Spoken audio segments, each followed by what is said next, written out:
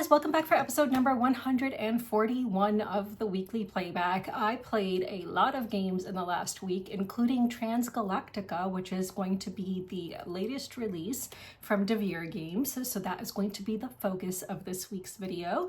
I'm not sure how many games I'll get through in this video, so let's see. And there won't be another video for a few weeks then, because I'm going to Florida for a week to visit my little sister. I know you guys are probably like, but wait, you said you didn't have that many vacation days and you're trying to save them for Iraq, which is true. I'm not using vacation days when I'm going to be in Florida because I have a remote job, so I can just work from home in Florida while I'm visiting my little sister, which is quite nice. So yeah, so anyway, so you will not get another video from me for a couple of weeks after this one. But anyway, let's just get into the games that I played in the last week. Let's talk about Transgalactica. Transgalactica is a 2025 game for 2 to 5 players designed by Daniel Tassini, and the art is done by Edu Valls. And this is published by Devere Games, and this is hitting retail at the end of May or in early June, I believe. And this is an early review copy which I received from Devere. There is currently an embargo on reviews, so I'm only going to be talking about how it plays in this video. So I played a 4-player game of this game.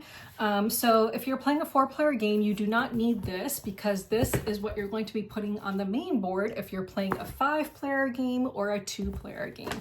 But the board is already set for either a 3-player game or a 4-player game. So you will use the side of the board that's meant for a 4-player game. So I'll just show you the board first so you can just see what it looks like.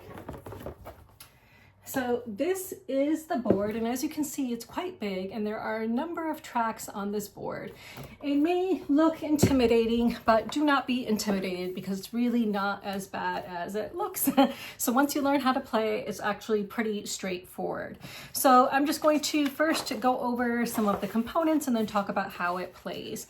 So here is a player board, and on this player board, you are going to have certain areas in which you'll be placing things. So each person is going to start with 1 mining token placed here, which is randomly given out to the players at the beginning of the game. This is your income track, so you're not going to start with anything in your income track actually, but in this track, which is your trading track, you're going to have a token here, a token here, a token here, and then you're going to have like another token here, here, and here. So some of those tokens are going to be like these cargo tokens, which can be moved to your cargo hold area. So I'll just show you what those are. So some of those will be like this. And then each player is going to start with 3 tokens placed into that track, which you need to take the trade action in order to move to your income track. So each player has the same 3 tokens that will be placed in there, and they show different things. So one has a single point on it, another has a credit on it, and then finally this one has the ability to move up certain tracks, as you can see. So those are going to be placed onto your board to start the game with, and if you want to move them over into the income section, you will need to take the trade action during the game. You are going to start in a 4-player game with 2 captains and 1 active crew member, and the rest of your crew members will be up here in the cryogenic sleep chambers, and you will need to activate them, like, you know, wake them up in order to use them. And there's going to be a few different ways for that to happen throughout the game if you want to do that. This is the area where you'll be storing your credits and any other resources that you earn throughout the game, such as aliens, energy, and minerals, and so on. And down here, you're going to have some cards, like objectives, that you can try to fulfill if you manage to get them from a certain track on the board. So this is what each person's player board looks like. And then each person will be given a player aid, which is very handy, because on the player aid, you're going to see all the different types of actions. It doesn't tell you how each action works, but once you actually learn the game and learn the iconography, it's pretty easy to understand what each action is going to be, and you won't necessarily need to refer to the rulebook all the time. But this will show you all the different types of actions on your player aid and which page number you can find more details about the actions in the rulebook. And then on the back you have the round structure and end of game, what you're going to get points for, and everything. So this game is divided into 5 rounds, and there is a round tracker on this board, which you will see. So you'll see that here, and that's the round tracker. And on these are going to be placed certain tokens, which if you are the first player, you will earn the token in the subsequent round. And you are going to adjust for player order in each round based on priority, and priority is dependent on how many of your outposts you have built on the various planets. So let's just talk about the round structure first. So at the beginning of each round, you're going to have the income phase. So you are going to look at your board, and again, you will see everything where you can collect income. So if you see a hand symbol like that, that means income. So again, each person starts with 2 captains and 1 crew member. So if you only have 1 crew member, these 3 spots are uncovered at the start of a round, which means you'll get to collect these things as income. However, the more crew members you have, the less income you will get, because then these will be covered up in subsequent rounds. Again, if you manage to move over your tokens by taking the trade action, then you would have income over here to collect as well. And you have 3 spots for pirate tokens. If you manage to defeat some pirates, those would become income as well. And I'll show you examples of those when we get to that in a little bit. And then there are some planets which give you income during the income phase. So if you manage to build outposts in the income generating planets, then you would get income from those as well. And over here, the more outposts you build, you will get income from these as well. So if you manage to uncover these outposts, you will get points during the income phase. And by uncover, I mean place. If you manage to place those outposts and uncover those income spots. So yes, so that is all the income you will be generating. Then you will go to the action phase. So now in turn order, by looking at the priority track, you are going to take an action until you decide to pass. However, passing does not mean you are out for the entire round. You can hop back in if you need to or want to. So what are the main actions? The main actions are, so very basic first, let's just talk about the bigger actions, and then we can talk about in detail what each action is. So a main action you can do is to place one of your captains on an empty main action space in one of the action areas of the operations panel and immediately take the corresponding main action. So that's one of the actions you can do. And there are a variety of operations panels, and we will talk about all of those actions in a little bit. So that's one main action you can do. Another main action you can do, and again, you can only do one of the following, is to place one of your captains or crew on an available action planet. So this can be done only if the player has an outpost on that planet and the action space on that planet has not already been used this round. So let me just show you an example of an action planet. So you are going to start the game with a bunch of planets, which you will be placing out in their designated areas. And some of them are action planets, which will have this space on it to indicate that it's an action planet. So if you see something like this, that indicates it's an action planet. So you can place a crew member or a captain here if you have an outpost there and take the available action of that planet. And then finally, the last thing you can do is pass. However, you can pass, but then you can jump back in.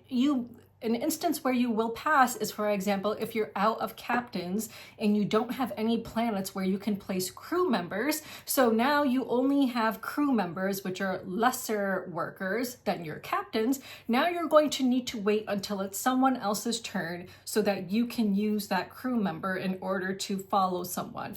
Or maybe a planet somehow becomes available and then you can use your crew member on a planet. I don't know. So those are the 3 main actions. You can place a captain on one of the action areas of the operations panel on the main board, or you can place a captain or a crew on an available action planet where you have an outpost, or you can pass. And then after everyone has taken their actions, then you have the maintenance phase, which we'll talk about in a little bit. But first, let's go over all the different areas on the board where you can take actions, which again are listed on the card over here. So one of the main actions you can do is exploration, which is of course an action that you're going to be doing in order to go from planet to planet and build outposts. So let me show you the exploration spot on the main board. So here is the exploration spot. So if you are placing your captain, you are going to place your captain into the diamond because that is the main action. Any players who want to follow with crew members can follow by placing their crew members in this spot over here. But if it is your turn and you are the main player, you are going to place your captain in that area. And that will allow you to do the main action, which is either, so in any order, you can move your starship on the galaxy map up to 1 space plus 1 additional space for each gray planet where you have an outpost. So again, there are gray planets, and if you manage to have built an outpost on a gray planet previously, then for each outpost you have on a gray planet, you can move an additional space. So 1 space plus 1 extra space for each planet on which you have an outpost. However, you must pay the energy cost in order to move from planet to planet. And as you can see between the different planets, there are a variety of different energy costs. So you will need to pay those in energy. So that's the main action, one of the main actions. The other action you can do as a part of exploration is to place 1 outpost on an empty site on the planet where your starship is currently in orbit, either before moving or at the end of movement.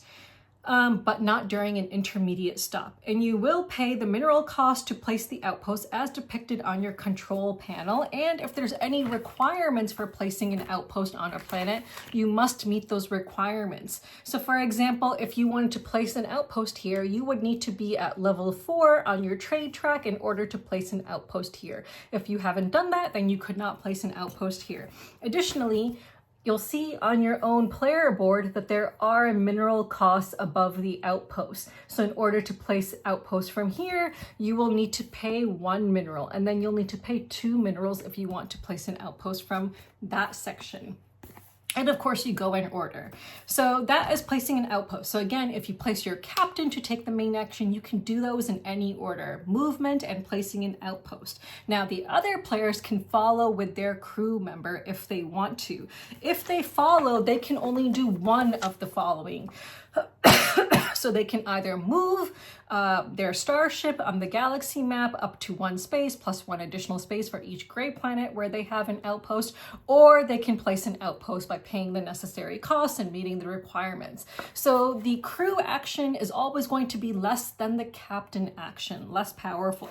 So that is the exploration action. Now, if you encounter a planet where there are pirates, and pirates will be randomly placed at the start of the game, if you have enough military strength to defeat a pirate, you can do that as a free action on your turn when your spaceship is at that planet.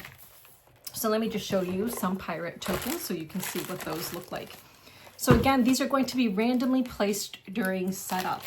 So this pirate, for example, let's see if I can find one. So this pirate requires a strength of 2 in order for you to defeat it. So if you have 2 or greater and you happen to have your starship here and you are at level 2 or higher on the military track, then you can defeat this pirate as a free action when your spaceship is there, and take it and again add it to your player board, and it will now become income. And when you generate income, you will get those points as listed on this pirate token. So pirate tokens will generate you income after you defeat them. And you may have a personal objective that requires you to maybe defeat a certain number of pirate tokens. Who knows? So that is the exploration action. Now let's talk about briefly wormholes. Some planets will have wormholes, and if you are on a planet where there is a wormhole, you can spend an alien to then 1 alien resource to jump from that wormhole to any other wormhole, which can be very beneficial. So that can be really beneficial, and you will probably want to do that at some point in time, depending on the different things that you're trying to do. Okay, so let's move on. Let's talk about mining. So mining is over here. So let me find it on the main board for you. So here you will see mining at the bottom of the board, and there's always going to be one mining token here. So if as your action you decide to go mining, you will place your captain on the diamond shape of the mining section on the board and take the mining tile from that space and place it onto the mining section of your control panel, which is again over here. And again, everyone starts with one mining tile. Then you will receive the reward from all the mining tiles on your control panel up to the level you have reached on the politics track. And then you will receive the reward indicated on any planet with a mining icon where you have an outpost. So again, there are planets which are mining planets as indicated here. So if you had an outpost here, you would gain the reward if you took the mining action. However, to get the rewards on your player board, you have to have your politics marker up to the level where your rewards are. So suppose your politics marker was up here, but you had so many mining tiles, you would not be able to collect those rewards unless your politics marker was down here. And in order to move your politics marker, you're going to want to take the politics action on the main board, which we will get to shortly.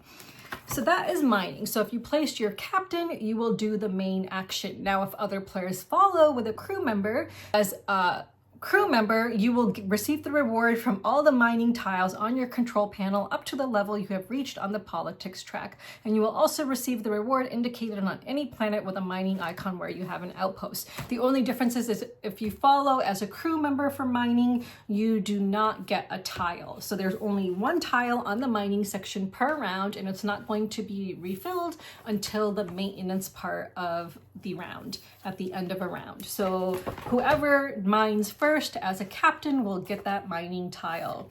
So now let's go to trading. So trading, if you decide to take the main action, this has a cost of 2 mineral resources and 1 alien resource. So if you are a captain taking the main action, you receive a discount and have to pay only 2 of the 3 resources. Then after paying, you unlock the next space on your trade track of your control panel. If there is a tech marker there, you move it to your cargo bay. And again, I have previously shown you what a tech marker is, and in every other space on your control panel, there's going to be a tech marker.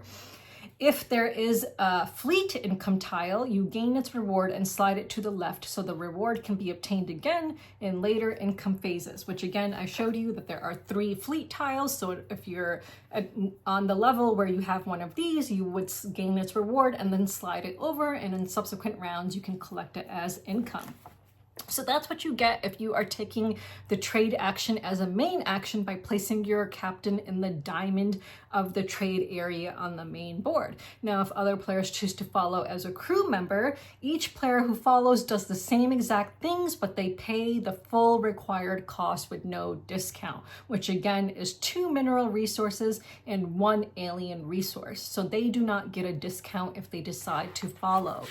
So again, you want to trade because that frees up your cargo tokens, which you will use in a different part of the board, which we can talk about in a bit, and you'll get to move over your fleet icons into the income area of your board. And if your politics marker is down enough, you will get those things as income. So that is the trading action.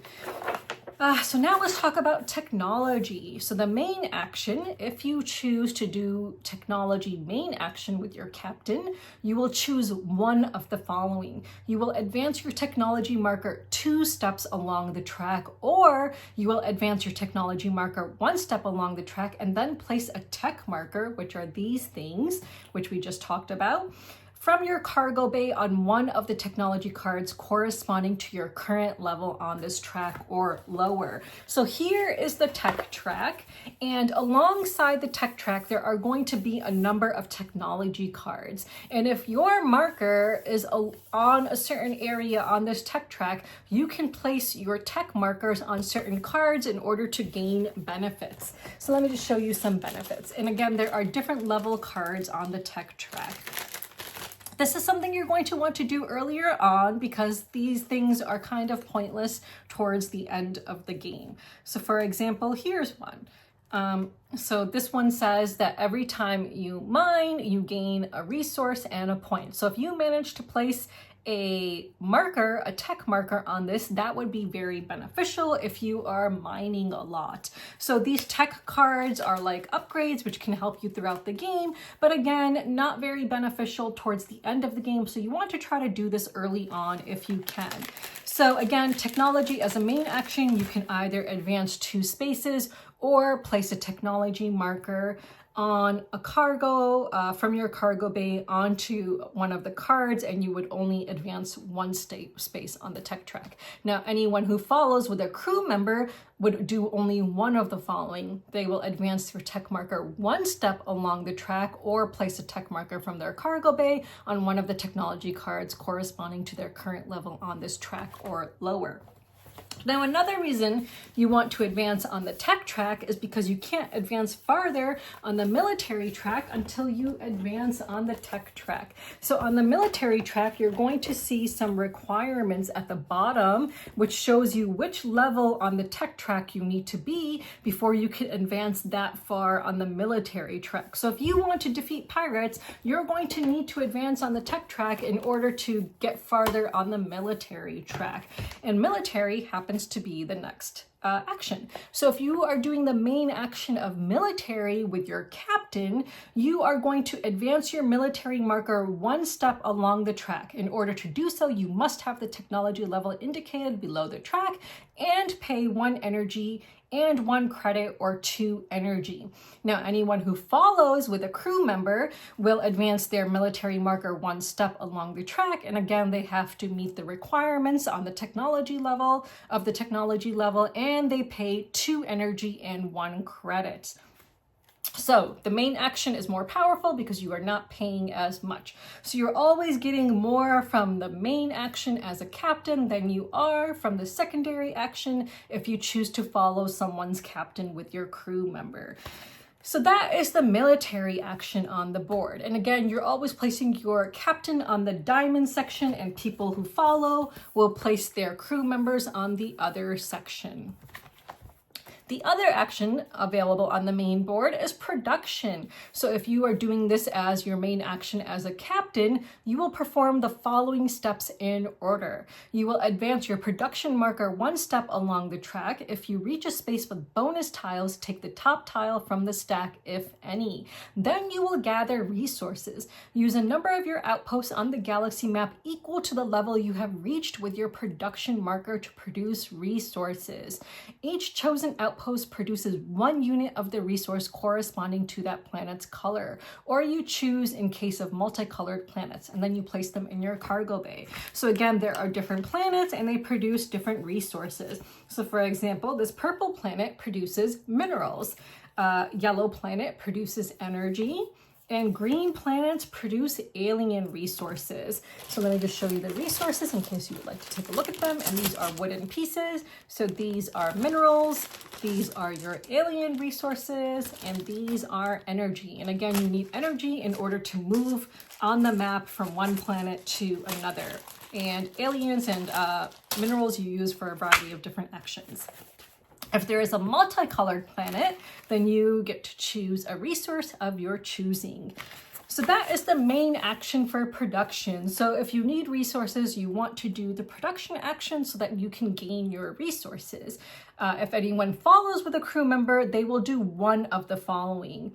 They will advance their production marker 1 step along the track, and if they reach a space with a bonus tile, they can take the top one from the stack, or they gather resources.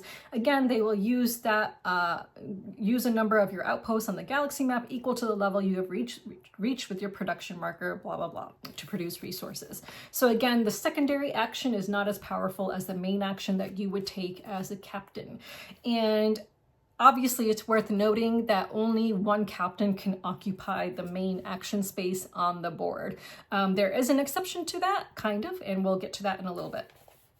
And then another action is the politics action. So we've talked about the politics marker a couple of times because you cannot collect income unless your politics marker is far enough down on the politics track so that you can collect the income that is next to it and also activate your mining tiles which you have collected. So if you do the politics action as a main action with a captain, you will choose one of the following. You will advance your politics marker 2 steps along the track, or you will advance your politics marker 1 step along the track and pick up one of the mission cards you have reached from bottom to top, placing it in one of the 2 slots on your mission log on your control panel if available. So you have 2 spots on your control panel for these mission cards. So let me just show you some examples of mission cards. And these, if you manage to fulfill them, which you can do at any point during your turn, will give you some kind of a bonus. So yeah. So where are the mission cards? Sorry, let me just find the mission cards. Oh, here they are. So here's an example of a mission card. If you collected this card, then on your turn at some point you had 2 energy and 1 credit, then you would get the reward shown here. This is also a requirement that you have to have in order to get the reward shown here. So you have to have done all of this plus pay this in order to get this reward. So those are mission cards. So you will replenish these as soon as you take one, and they are numbered with tiny numbers, and they are in 2 different stacks, stacks 1 and stacks 2. So the top 3 cards are from stack 2, the bottom 2 cards are from stack 1, so obviously lesser rewards than the cards that are higher up on the track. So the higher up you go on the politics track, the better reward cards you can get if you want. And when you take one, you immediately draw a new card from the appropriate stack and then reorder the cards according to these tiny numbers that you will see here. So that is how these mission cards work. So again, for our main action, you can choose one of the following. You will advance your politics marker 2 steps, or advance your marker 1 step and then take a card where your marker is. So a card that you're allowed to take. If you follow with a crew member, you can choose only one of the following. You will advance your marker 1 step along the track, or pick one of the mission cards you have reached. So that is the politics action. And again, it's important to go on the politics track so that you can start collecting more income, because you're going to adjust your politics marker here. So for each step you move on the politics track on the main board, you will move your politics marker 1 space down for each step you move on the main board. So that is really important. And then that is all the actions, but one action I did not talk about is the Omni space. So on the main board, there is this special space, which is the Omni space. So if you place your captain there, you will pay 1 credit or 1 alien resource to perform any main action on the board, including one already taken. This is the only way to do the same action twice during one round. If that action has any costs, you must pay them as normal. Now, anyone who follows, they pay 1 credit or 1 alien resource and perform any secondary action on the board. It does not have to be the same, and it does not have to be the one that corresponds to the main action chosen by the acting player who placed their captain there.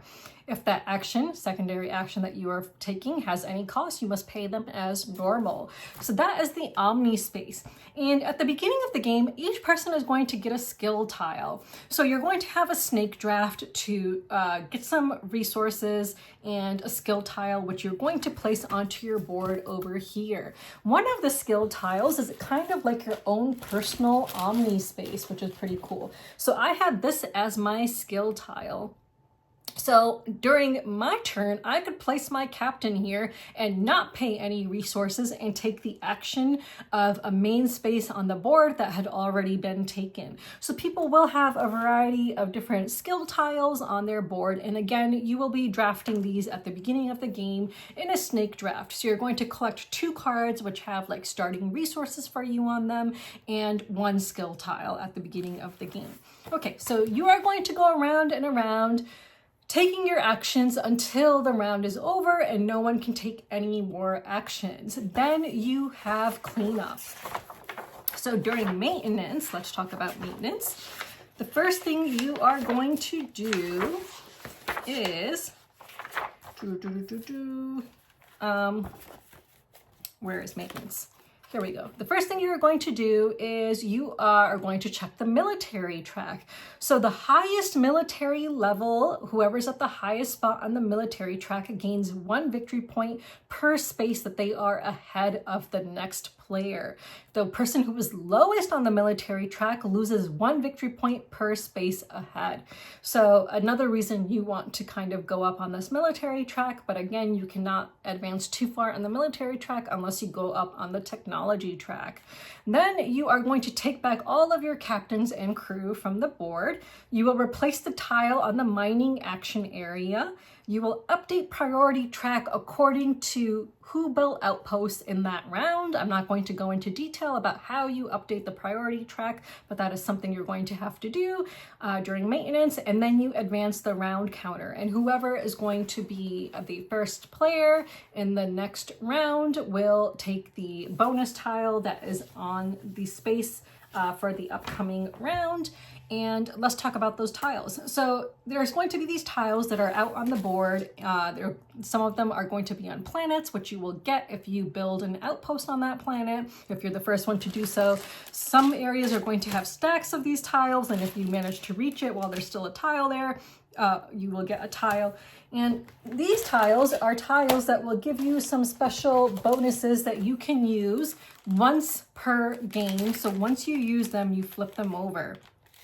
So for example, these ones, which show you, like for example, a certain track with a +2, those will temporarily allow you to act as though your marker is that far ahead. So this will temporarily give you a +2 on the military track, which you might need at some point during the game. So if you choose to use this during your turn, you would then flip it over. So you're going to be collecting these in a variety of ways throughout the game. Again, some planets will have them, and they'll be, you know, on certain spaces throughout the board. And if you marker of yours reaches that space on that specific track, then you can take a tile if it's there.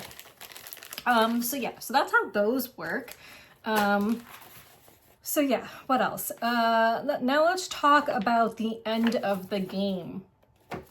So at the end of the game, you are, after the 5th round, you are going to score 1 of your 2 objective cards. So at the beginning of the game, each player was dealt 2 objective cards, which you get to keep throughout the entire game. So you don't select one at the beginning, but at the end of the game, you decide which of those you want to score.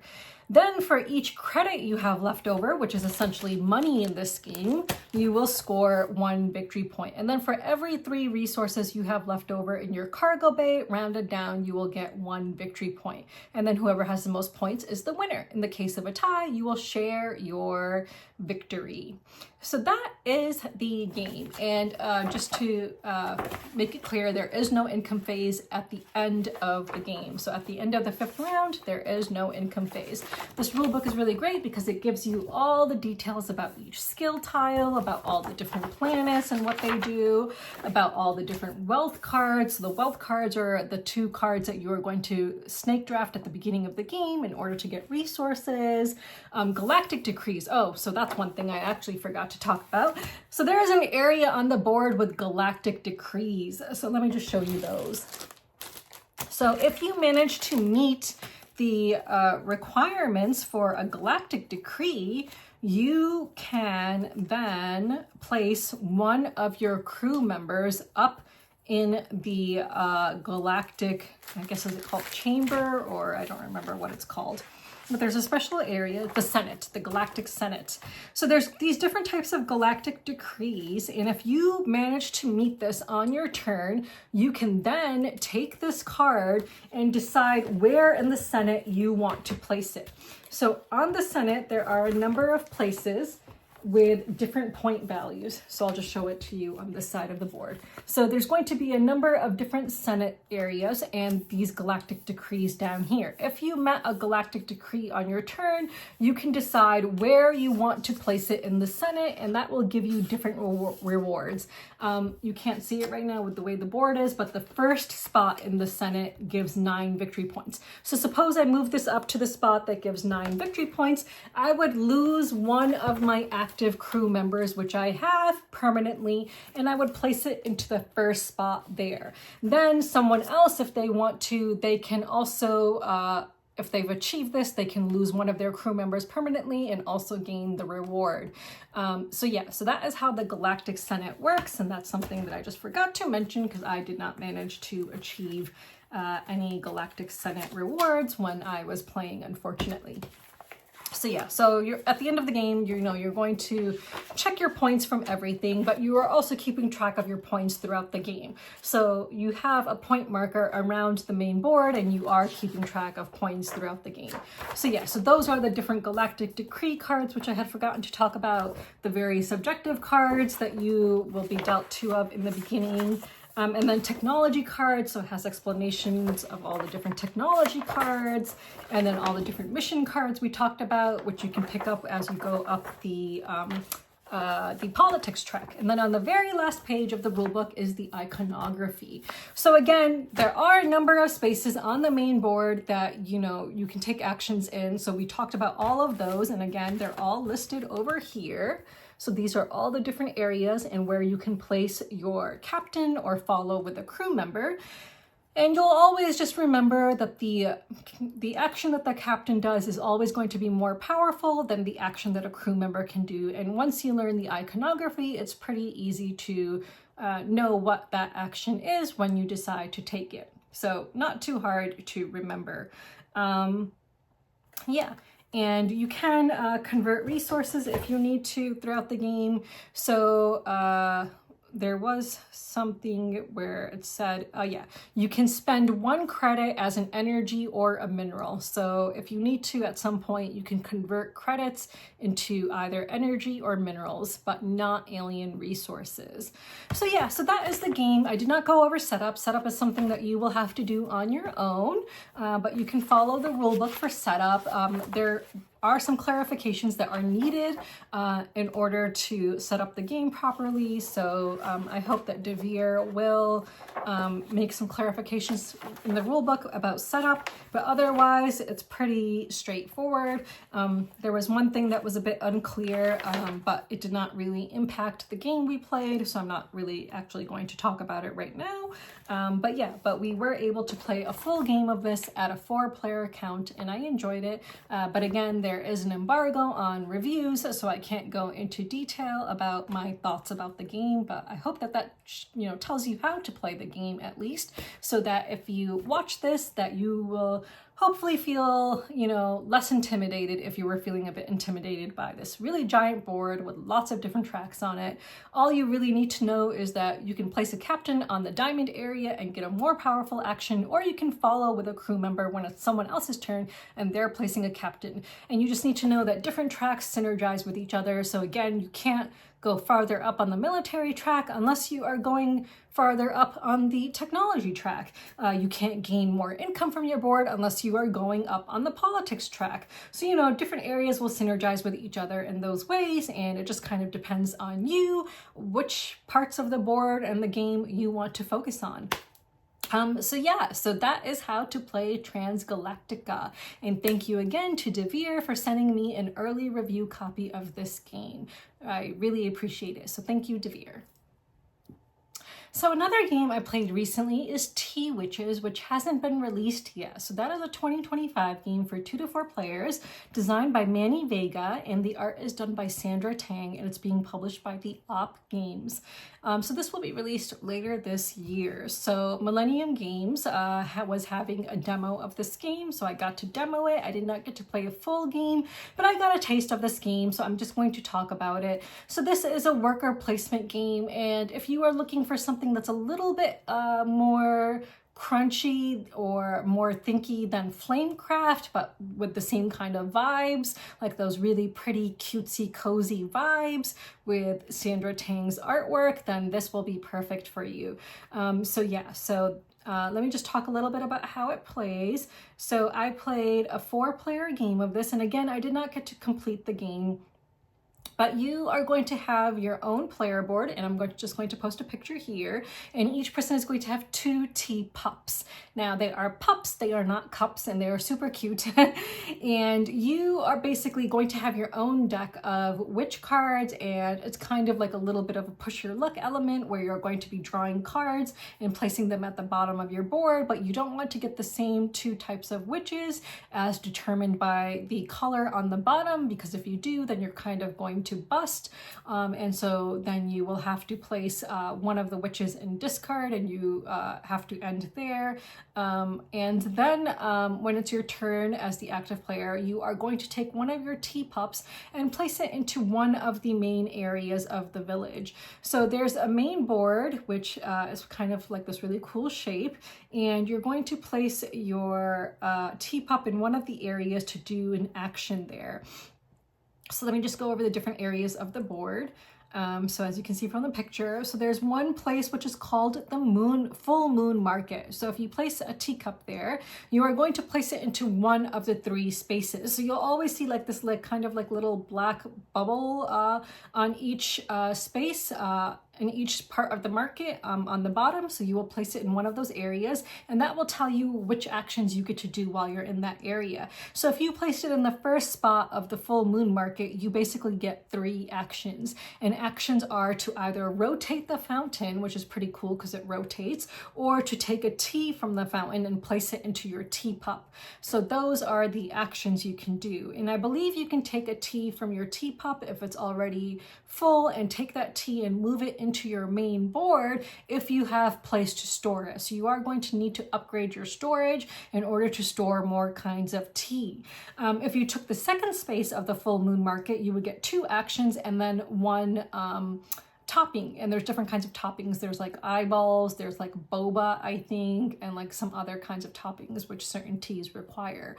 After you do the action of the space you took in that area of the board, then on the bottom of that area in the gray, there's like the main action written that you can then do. So in this space of the market, it's buy any upgrade and place it in your hut. So the upgrades, there's like 3 different levels of upgrades. There's these small ones, then there's medium-sized ones, and then the large ones, which will cost the most number of coins. So you can take an upgrade by paying for it and then add it to your board. Some of them can transform one type of tea into another. Some of them will just simply allow you to store tea, which you need to be able to do because your board actually only starts with 1 storage space, so you will need to buy upgrades. At the end of a round, if there are any upgrades that are left over, they're going to be moved to another section of the main board, which I will talk about now, where they will be sold for a discount, which is Howl's Warehouse. So I just really love all the puns here. So if you had gone with your pup in Howl's Warehouse after doing the actions indicated on the black bubble of the space that you chose, then you could buy an upgrade for a cheaper cost than you would be able to get it at the full moon market. There's another area of the board called Hex Support. Here, again, there's different actions you will take by placing your pup there. And here you can serve a Hex Hag and or buy 1 Hex Ward. So there's 2 sides of the board when you start the game, and Hex Wards protect you from your witches being hexed. So if you busted by drawing a witch that had the same color as a witch already in your line, if your witch is underneath the hex ward, she's protected from going away. But if you're playing the more advanced version of the game, you're not going to have as many hex wards underneath your player board. So there are 2 different, modes that you can play, easy or hard, but hex wards protect your witches when you bust by drawing a witch of the same color. So again, in Hex Support, you can do different actions, but also serve a Hex Hag or buy 1 Hex Ward at the after doing your actions. There's Brew to Go. So here, again, you can do different actions. Here, it looks like you're mostly just collecting toppings. And then after you collect the various toppings of the space that you put your pup in, then you can fill your teapup with any tea and draw either 2 or 1 to go, or either 2 or value 4 to go orders. So value 2 or value 4 to go orders. These are cards which you are trying to fulfill for rewards. And you can fill those at the end of anyone's turn, and I'll talk about those in a minute. Another area of the board is Mai's specialties. Here, again, you'll do some actions or collect some kind of topping. And then there's some cards, which honestly I can't see very well right now in this photo, but the main action that's indicated on the gray, you can buy 1 specialty here for 2 coins. So it looks like specialties are just different types of teas maybe that can help you, or yeah, I don't know, maybe you have to fulfill those. I'm not really sure what the specialties are. I didn't get to that area of the board when I was playing my demo. And then finally, the last area of the board, which we did not talk about, is Celebrity Crush. Here, after you do the actions, depending on where you placed your teacup, you can try to serve a celebrity. And I guess celebrities maybe give you better rewards. I don't know. So on your own player board, the witches that you have at the bottom of your player board, you need to serve them. Otherwise, they will end up getting discarded if you can't serve them, but the one on the far end would get discarded because you're going to slide them down at the end of the round. And if you do manage to serve them, you'll get to put them in the loyal customers part of your board, which is to the right side of your board. And you want to keep loyal customers, so in the subsequent rounds, you're also going to need to serve them. So you do have 2 pups to start the game with, and so in each round you will take 2 actions basically, and after anyone has taken an action, including you, everyone has the option to try to fill their to-go orders, and that you can use anyone's teapup. So if you see on the main market board that there are 2 teas of a to-go order that you need in the same section of the board, you can turn in that order for the level 2 one and then gain the rewards. So those are to-go orders that you can fill at the end of anyone's turn, which is quite nice. So again, you're going to have loyal customers, and you're going to need to fill the orders of loyal customers when you gain them. And there is a way to kind of keep loyal customers without actually fulfilling their tea requirements by earning these like special punch cards that you can earn when your own loyalty marker reaches the end of the loyalty track. So one of the rewards you'll be gaining throughout this game is loyalty, and you have a loyalty marker at the top of your personal board, and once it reaches the end of the track, you'll get a punch card which you can place on top of a loyal customer in your tea shop to keep them without fulfilling their tea order in a round. So that's nice. So yeah, I mean, it's just a very cozy game, and if you love like Magic, if you love tea and worker placement game, then I feel like that this would be the perfect game for you. And I just can, envision playing this on a stormy night, and just, it's just so cozy and so cute. And I just really, really liked my demo of it, and I'm looking forward to maybe someday playing a full game of it, I hope. So yeah, so that was Tea Witches. And again, I did not get to play a full game of it. I really wish I had, but I'm glad that I got to get a taste of it. So that was really nice. So yeah, so let's move on. Another game I got to play is Fountains, which is another 2025 game for 1 to 5 players, designed by Kedrick Winks, and the art is done by Sean Ellis, and this is being published by the Op Games.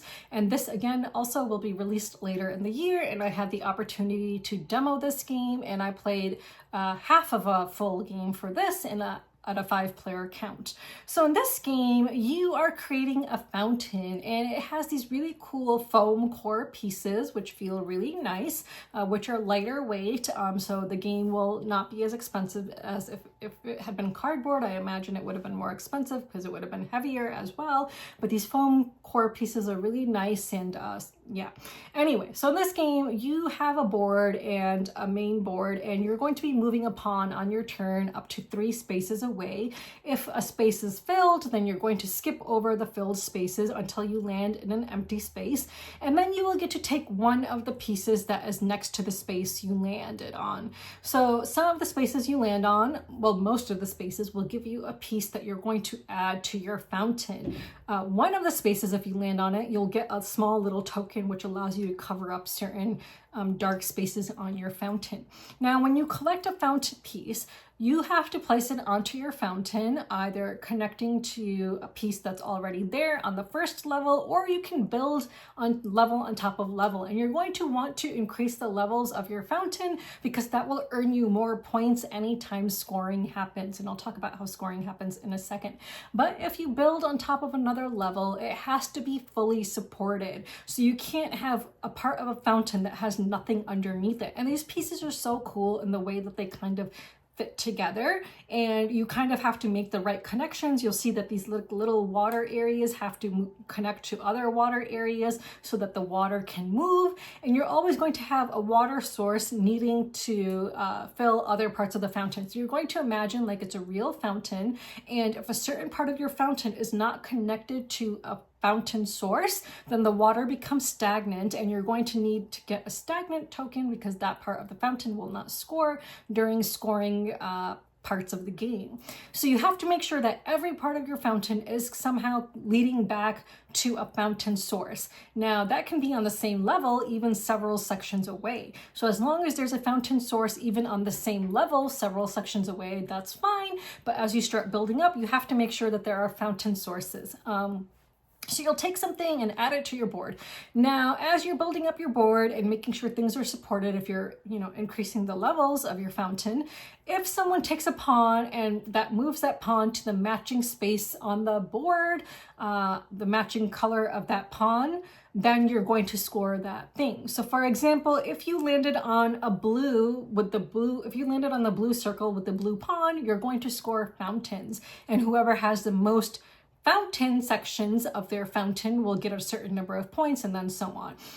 If you land on a green section, you're going to count up the number of adjacent lily pads. And again, whoever has the most, or I think everyone who has adjacent lily pads will just count up the number of lily pads that they have. And the higher up a level that a lily pad is, the more points it will score you. So you're going to just count up your adjacent lily pads. If you land on the white space with the white pawn, then you will score fishies. So the person who did that will declare which fish color they want to score, and everyone is going to count up the fish that they have of that color. And there are some multicolored fish which count as all different 3 colors. So there's white fish, there's orange fish, and there's black fish. And then there's fish that have all 3 colors on them. So the active player who moved the white pawn on the fish space will declare which fish they want to score, and then everyone will score their fish. And again, higher level fish will score you more points. So you're going to do that until the game end is triggered.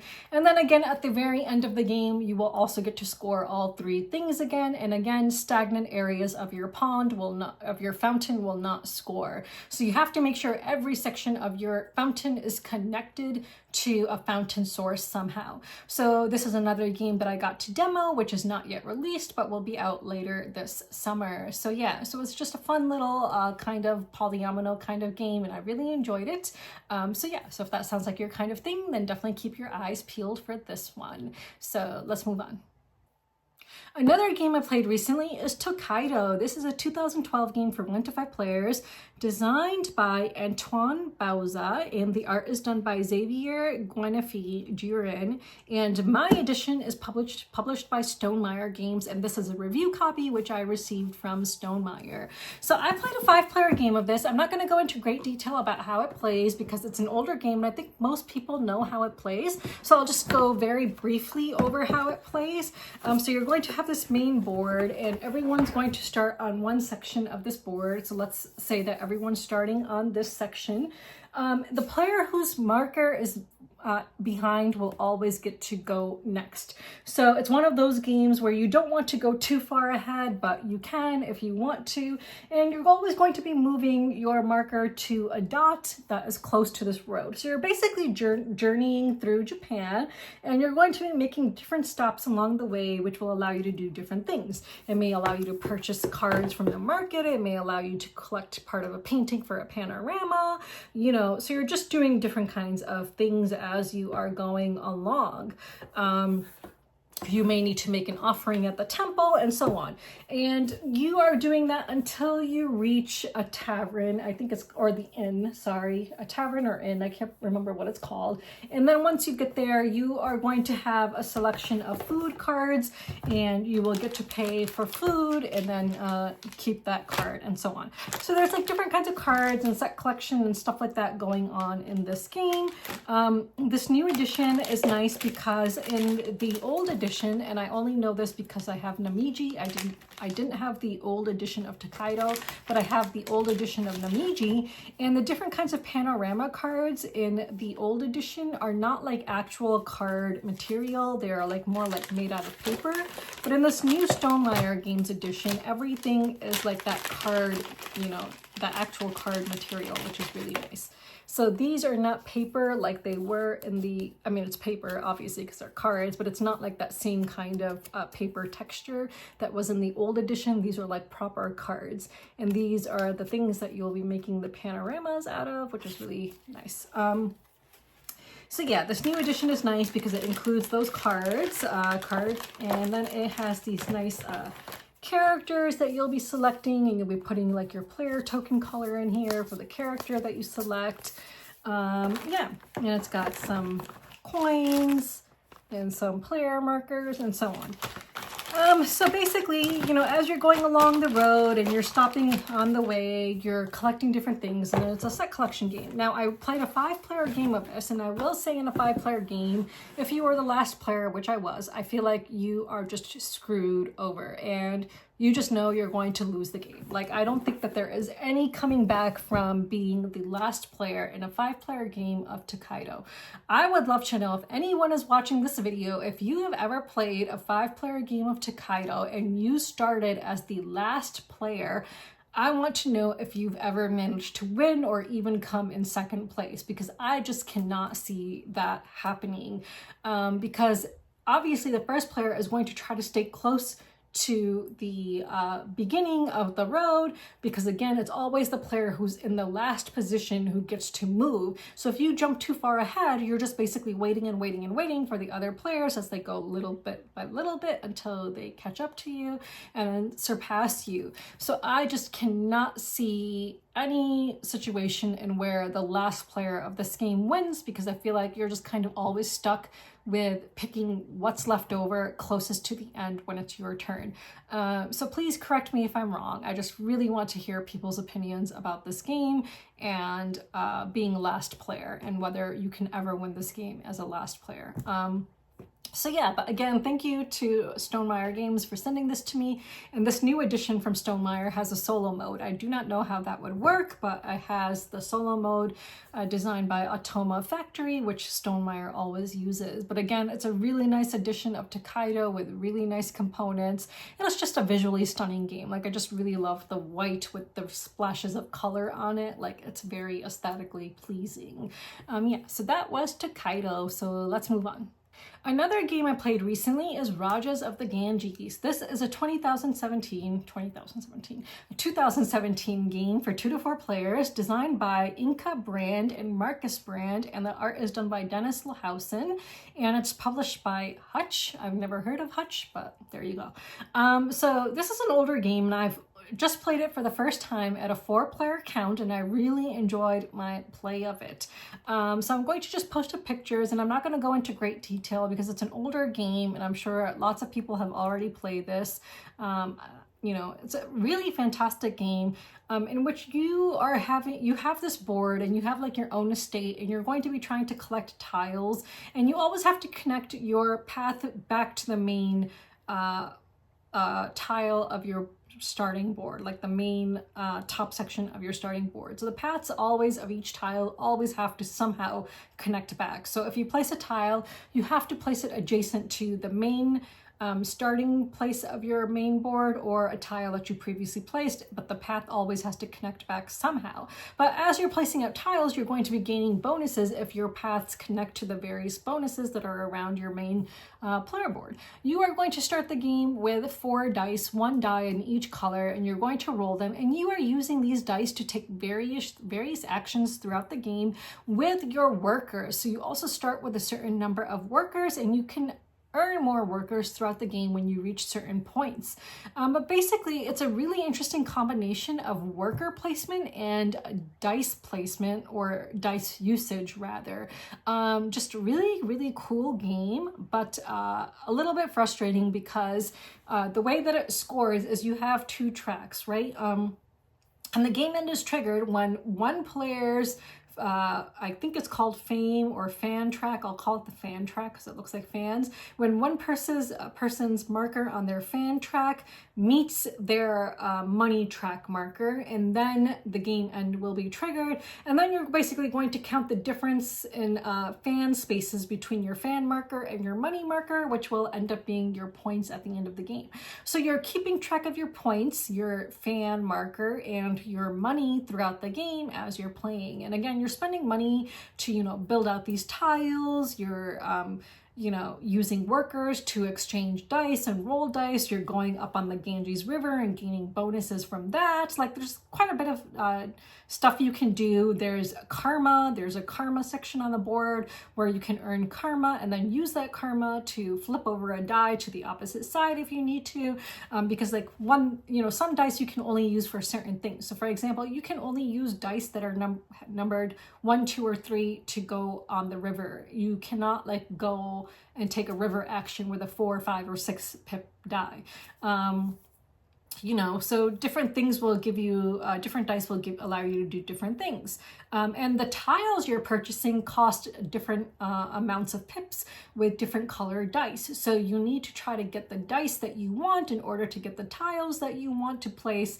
And the tiles themselves have things on them, which will allow you to go up on the different tracks. So you might end up building markets, which will earn you money, and you can go up on the money track. You might end up building cool buildings like monuments, and then you can go up on the fan track or fame track with that. So different kinds of things that you are doing, and they all kind of intersect with each other, and it's just a really great game. And you know, I'm really glad I got to play it. So just really enjoyed my play of Rajas of the Ganges, and yeah, it's nice to play these older games that I've never gotten to play before. So yeah, so that was Rajas of the Ganges, and I highly recommend it. So if you get a chance and that sounds like something you're interested in, then I would check it out. So let's move on. Another game I played recently is Stone Age, which is a 2008 game designed by Bernd Brunhofer, and the art is done by Michael Menzel, and it's published by Hans im Glück Games. And I don't know if I mentioned it's for 2 to 4 players. So this is an older worker placement game. I played a 4-player game of this, and in this, you're taking turns placing out your workers. You start with, I believe, 5 workers, and you can earn more workers. Different areas of the board can only accommodate a certain number of workers. So for example, there's a food track on the board, and at the end of each round, you're going to need to feed your workers 1 food per worker, unless you've advanced on the food track, which will then give you a discount in feeding your workers. However, the food track on the board has a space for only 1 worker, and it's almost always the case that the player who's first in that round is going to take that spot. And then there's another spot where you can earn more of your workers, and that requires 2 workers, and there's only 2 spaces for 1 player to put 2 workers there to then be able to recruit another of their workers. So it's guaranteed almost that either the first player or the second player is going to take that spot. Then there's another area of the board where you can get a tool, and tools are very beneficial, but again, that spot only has a space for 1 worker. So then it's guaranteed that maybe the third person who is in turn order is going to take that spot. So if you are the 4th person in turn order in a round, you're just kind of screwed over from getting one of these really great spots, and then you have to go and maybe get resources or do something else. There are these like things that you can try to fulfill in order to get points that you'll be adding to your board. There are different cards that you'll be trying to fulfill as well with resources. So you do need resources, and there's also, you can go hunting. You can go to the hunting grounds, which can accommodate, a lot of workers. So there's no real worry about worker limits on that section of the board.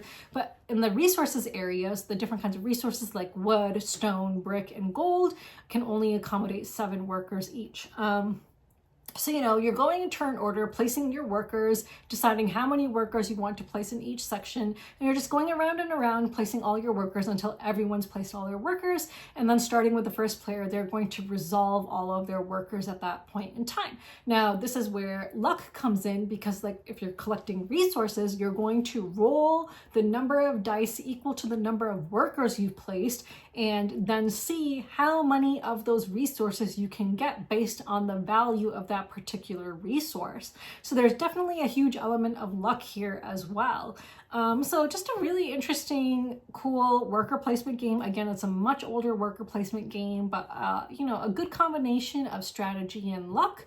I will say that since it was my first game, I came like, you know, in last place in my, you know, it was my first time playing, so I didn't do very well. And I was just really kind of frustrated with the way that, you know, you just knew that if you're fourth, you know, in turn order, you're not going to get like those other things that the other players are definitely going to go for. So it was just kind of like, okay, you just always know that you're going to get stuck with a certain something.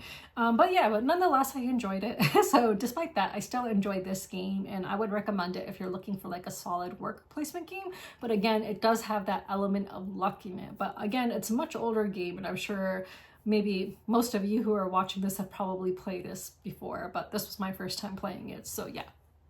So that was Stone Age. So let's move on.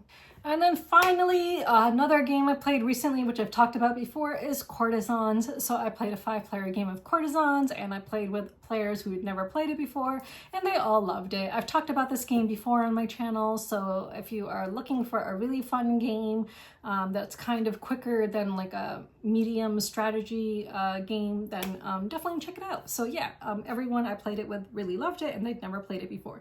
So those are all the games I played in the last week, so let's move on. Now let's talk about games that I am backing, and maybe I'm an idiot because I am backing something. And you know, this comes a week after I said I'm definitely going to be more careful about backing games because of the tariffs and having already lost $100 with Final Frontier closing their doors. So I'm backing Gazebo and Gingham from Bitewing Games, and I feel like I've backed almost every campaign of theirs. So the reason I'm backing this is because number one, the games look really good, but also because I know that Millennium Games is pausing on backing games because of the whole tariff situation, which maybe makes it really stupid of me to be backing these games because who knows what's going to happen. And someone can correct me if I'm wrong, but I don't think that the campaign page even mentioned tariffs or the situation about the tariffs and what they're going to do or what their plan is. But they seem like a pretty reliable company based on, you know, my previous experience with them. So I don't know. I would love to know what you guys think about this. Are you backing it? Are you not? You know, typically I could be like, oh, I'm not going to back it because I know my game store will get it. But Millennium Games is pausing on backing games. So I don't know. I don't know. Maybe I'll cancel my pledge. Right now there's 18 days to go and they have over 1,000 backers. Who knows, maybe some of them are from, or maybe most of them are from foreign countries and not America. So they have raised over $92,000 so far. So yeah, so let me know what you think about Gazebo and Gingham and whether I'm a fool, whether I should cancel my pledge. I would love to know what you guys think. So yeah, so those are the only games I am currently backing. So let's get into some new arrivals. So the sun is shining. I started shooting my video much later in the day than usual, and you can kind of see the shadow of my ring light on me, which is kind of weird, but oh well. So the first new arrival I want to show you is a game that I had backed on Kickstarter, which is called Ginza Retro Cafe. And it just looks so cool. I believe it's a Japanese publisher. I think that's Japanese, but please correct me if I'm wrong. It could be Chinese. I honestly do not know. But speaking of Chinese, I decided to just start learning Chinese on Duolingo. I have a premium membership to Duolingo. So I just started learning some basic Chinese, and I always thought that it would be a very, very difficult language to learn because all these words have like these different unique characters, like shapes to them. And I was like, how on earth does anyone remember this? And I'm only on like the first unit, but so far it's not as difficult as I thought it would be. The pronunciations are difficult, but actually knowing the words and stuff like that, not as difficult. So yeah, so that's quite interesting. I'm not sure if I'll be sticking with it. I just kind of decided to check it out for fun. So yeah, so anyway, so one thing off the bat, I will say that the rule book really irritates me. Like, I cannot explain how much it irritates me. So it's kind of split up into two different things. And here is page 1, right? Page 1. Then you flip it over for page 2. And then on the inside, you have pages 3 and 4. And then on the other thing, you have page 5 and page 6. And then on the pages inside, 7 and 8. So I'm like, how on earth? Like, it just really, really irritates me. I just don't even understand.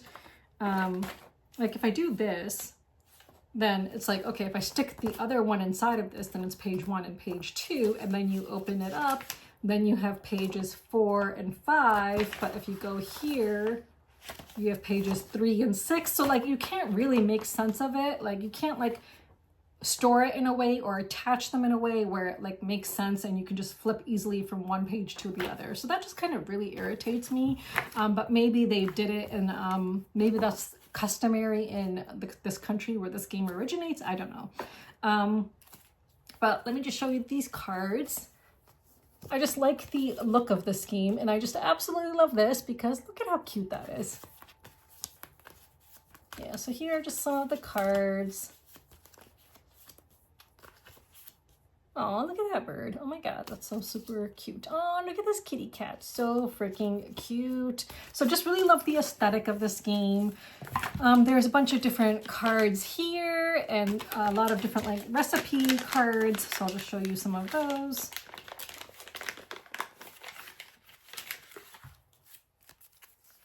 So yeah, just a really nice aesthetic to this game.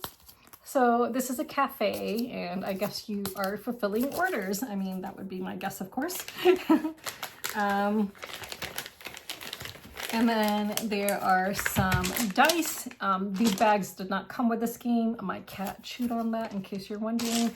And then some cardboard tokens, and then some player pieces and a first player marker, I believe. So yeah, so that is Ginza Retro Cafe, and that is a game that I had backed on Kickstarter. So I'm really looking forward to playing this because it looks really cute and cozy. And then I have some purchases to show you. So from the used games section of Millennium Games, I found a Kickstarter edition of Solani. So you might think that, oh, why would you buy a game from a publisher that just screwed you over? So this is published by Final Frontier Games, you know, which is a publisher that I've just lost $100 with by having backed Coloma, the big box and the new expansion, and they're not going to deliver on it and they're shutting their doors. So that's $100 just gone. So the reason I bought this is because, you know, it was on sale in the used games section and they're no longer in print. So I tend to want to get games that I know are out of print or where the publisher has gone out of business, just in case I really want that game later on. And so when I saw this in the used game section, I was like, okay, I need to kind of pounce on this. Like, I was really shocked when I saw it there, and it was actually unopened. Like, the main box was open, but everything inside the box was still in its shrink wrap. And so it's like someone decided to just open the main box and then looked at the stuff and then decided that they didn't want it and sold it to Millennium. So yeah, so I don't know, it's supposed to be some kind of an abstract game. So this is the Kickstarter edition. So it comes with these nice neoprene mats for the player boards. And then this neoprene mat for like the main board. And then it's got some really nice wooden pieces. So this is an abstract game based on, I believe, like astronomy, like Native American astronomy. So it's got these cool tiles, like wooden tiles. It's got cards. Just like first player marker, I think, which is wooden, and some player pieces. and stuff. It's got this Kickstarter special box, which includes some special pieces for having backed it on Kickstarter, which I did not do. It's got these cool pieces. These are supposed to be planets, I believe. It's got these bags with other kinds of tokens in them. So these are supposed to be branches. So it's a bag filled with a bunch of different branches. And then this bag is filled with like stars. So I think you're like making constellations and stuff. Sorry, I'm just dropping them all over the place. But different tokens with different numbers of stars on them. And then finally, there is this dry erase board where I believe you keep track of everyone's points at the end, which is really nice. So it's nice to have a dry erase board with a dry erase marker to keep track of scores. Like I think that that's a really nice touch instead of printing a lot of paper for that. So really nice. So yeah, so I bought this in the used games section. Which was nice. So I didn't have to pay as much for it and I didn't have to pay for shipping. So someone's, you know, change of mind was basically my gain. So I picked this up since this game is now technically out of print and the publisher has closed its doors, even though they screwed me over out of $100. So yeah, so hopefully we'll get that played at some point. Yeah. So another game I picked up recently is from Barnes & Noble because it was on sale for pretty cheap. So I picked up Hickory Dickory. So the box is really nice. It's got really nice spot gloss on it. Have I assembled it? No, I haven't assembled the thing yet, but it's got a bunch of different boards. The reason I got this was because I recall seeing a post in a group on Facebook where someone said that it was a pretty unique game with some kind of like unique mechanic in it, but they said what they didn't see in any other game. So this is supposed to be a clock and there are these pieces that you're supposed to put in the center, and then you have your player pieces that like rest on those minute hands and hour hands. So yeah, and here are some player boards. I'm not going to show you everything, but I can show you the insert so you can see what else there is. So yeah, okay, and there everything falls now. So there's different cards. What else is there? There's a bag with something in it. What's in the bag? I don't remember. Oh yeah, these nice tokens, plastic tokens. And some more cards. Yeah, so looking forward to getting this played. It looks cute artwork. So interested in checking this out. So yeah, so I got this because it was on sale at Barnes & Noble. So I was able to get it for pretty cheap. I think I got it for like just $20 or something like that. So I thought it was a good deal. So, and it was the only one there. So I thought, why not? And if I don't like it, I can always call it or give it away. So yeah, speaking of giving away games, I still need to finish my inventory and start doing more giveaways on this channel and offering people to buy games if they would like to buy games from me. So those are my new arrivals. There is one more new arrival, which I'm not going to show here because it's gigantic and I just don't have the energy for it right now, but that is Galactic Cruise. So, which is a review copy from the publisher, the American publisher, not Dronda Games, because Dronda Games localized it for England and I don't know how much of Europe, but they did the localization in England at least. But the American publisher, Kinson Games, Kinson Key Games, who it originates from, I managed to get a review copy from them.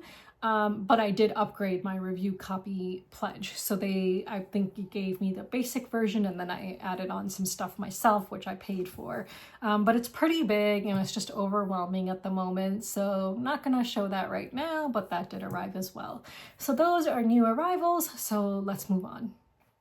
All right, I just want to give a quick cat update because the weather has been nice and the flowering trees at the colonies have started blooming. Basically colony number 2. Colony number 1 unfortunately doesn't have as many pretty things to look at, but I just want to show you this video that I took today, in fact, at colony number 2, so you can see the pretty flowering trees and just see the cats enjoying themselves, and you can see all the different cat houses and stuff that I've built and just assembled rather, and you can just see how nice it looks in the spring springtime, which also makes me really happy. So yeah, so just wanted to give a quick update on the cats, and they all seem to be doing well, so that's really good. And nice warmer weather makes me happy, and it makes the cats happy too. So all is well there. So yeah, so just a quick update on them. So the next fiction book we're going to be reading is Legends and Lattes by Travis Baldree. So Travis Baldree, Legends and Lattes. So for next time, it seems like a pretty easy read. I mean, it doesn't seem like, you know, I mean, the words are pretty big, and yeah, the print is pretty big, I mean. So it looks like it's going to be a pretty easy read. It looks like something along the lines, I hope, of the Dollar Gut Dream department store, just kind of like a nice little cozy read.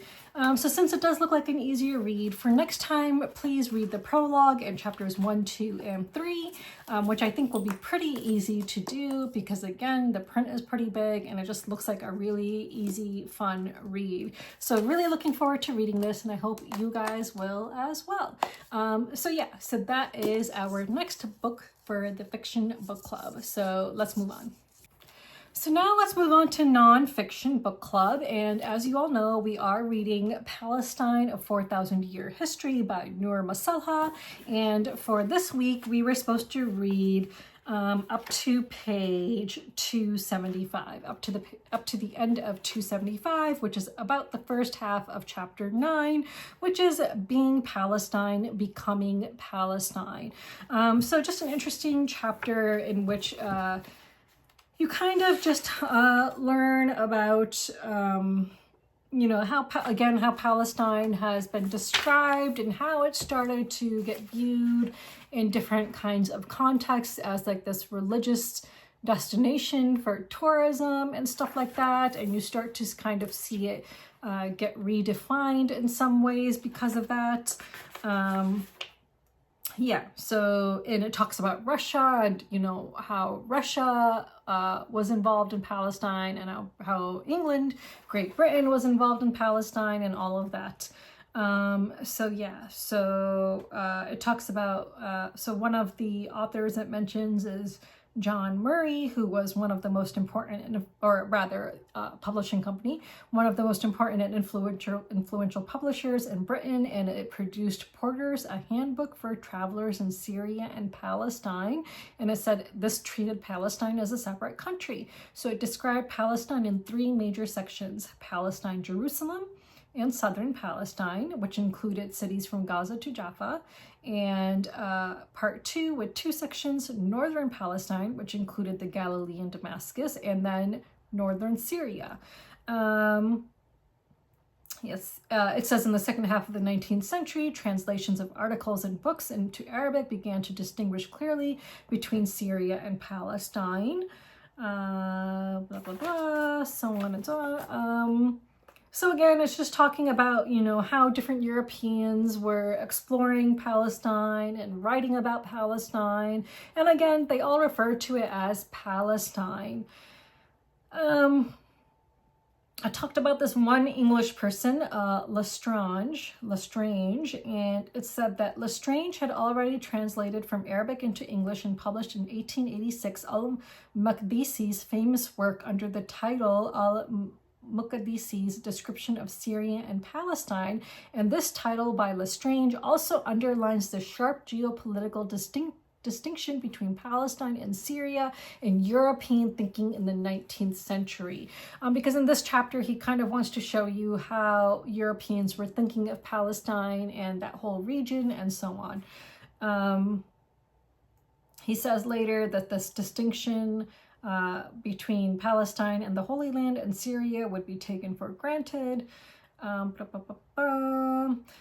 thing that was interesting, it talks about the grand tour that people, like wealthy people in Europe, used to take. So it says the grand tour of the 18th century, the traditional trip undertaken by mainly upper-class European young men of means through Italian cities, was replaced by the Cook tour, organized by Thomas Cook.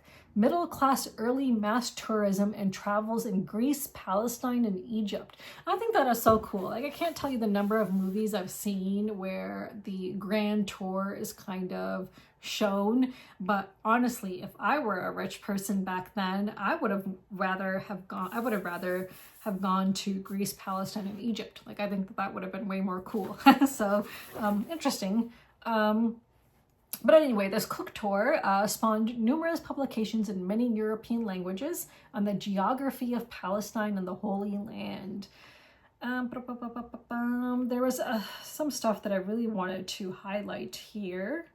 It says here, in the 19th century and early 20th century, much of the European knowledge production on Palestine in books and travel diaries remained dominated by biblical studies, scriptural geography, Orientalism, in which the Palestinian Arabs were portrayed as a simple appendix to the ancient biblical landscape, as shadows of the far-off past, fossils suspended in time, while the Arab Falahin, peasants of modern Palestine, were viewed as symbols of the biblical Jews.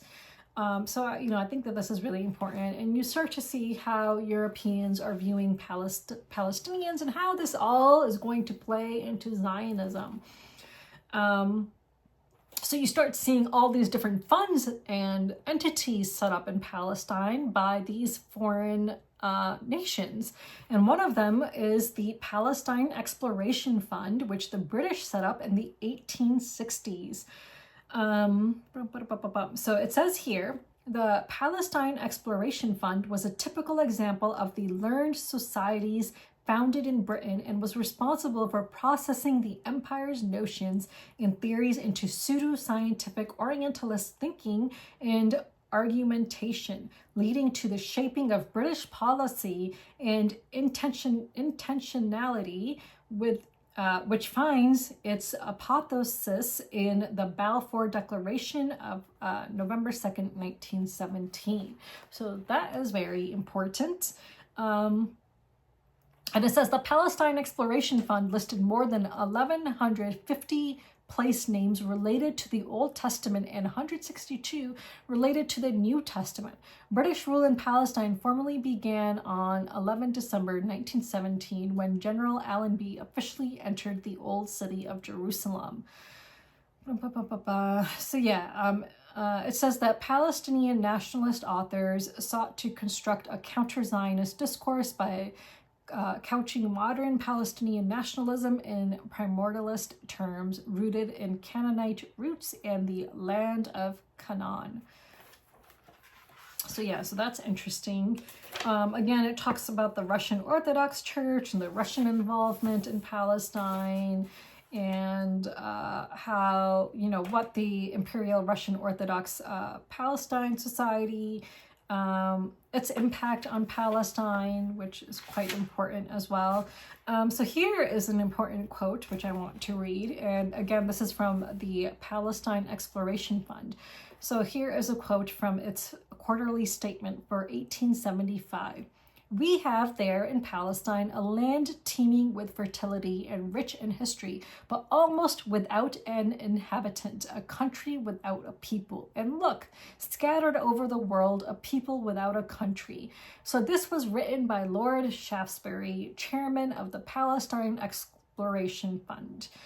So again, this is what people use all the time to justify colonizing and taking over Palestine, claiming that it was a land without people. And you see where that idea came from, but we've seen all along how untrue that is. So freaking frustrating. Yeah. It says British scientific and technological advances in cartography and cadastral mapping were fully harnessed for empire and imperial expansionism in the Middle East. It was just really frustrating to read this chapter, honestly, just to see all these foreign entities coming into Palestine. And this is what colonialism is and imperialism is.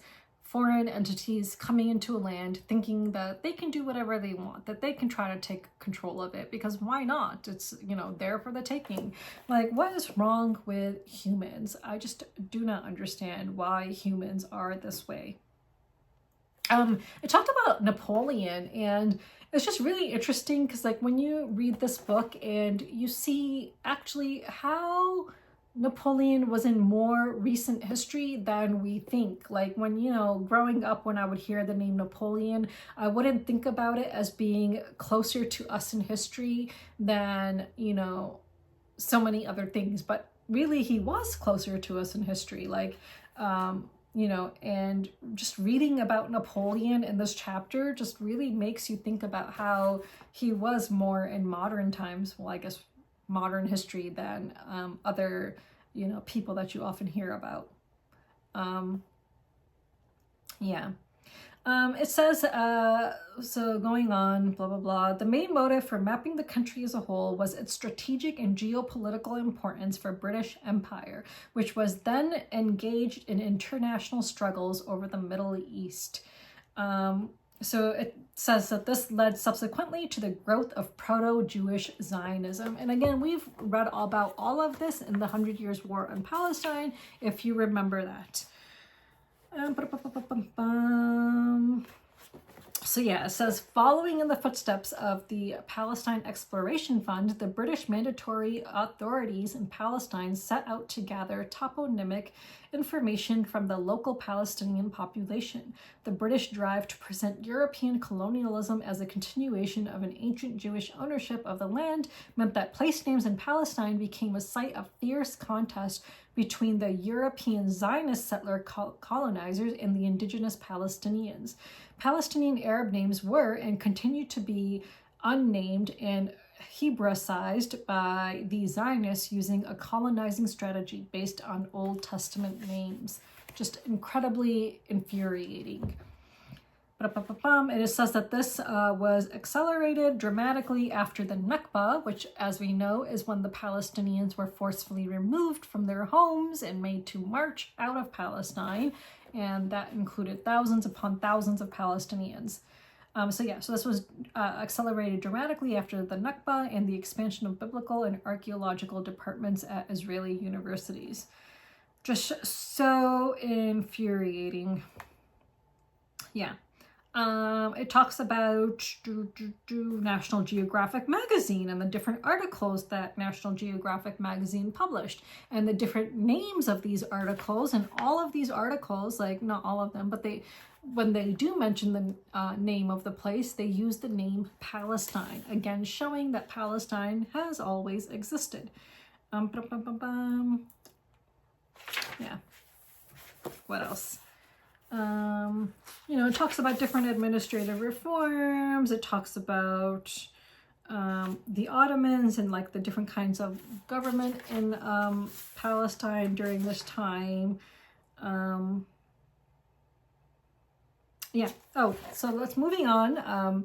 It says, these Palestine Holy Land developments deeply affected the Ottoman reorganization and actual administration of Palestine. So these developments were large-scale pilgrimage and mass tourism in Palestine, the construction of new road systems to accommodate the influx of Christian pilgrims, and so on. Yeah, so, you know, it talks about how different cities became important for all the pilgrims that were coming to Jerusalem and Palestine. One thing that was annoying was, well, infuriating, you know, so there were these clock towers that were built to commemorate the silver jubilee of the reign of the Ottoman Sultan Abdulhamid II, and with the exception of the clock tower of Al-Quds, which was blown up by the British in 1922, these have remained key landmarks of Palestinian modernity. Like, of course the British blew up a clock tower. Yeah.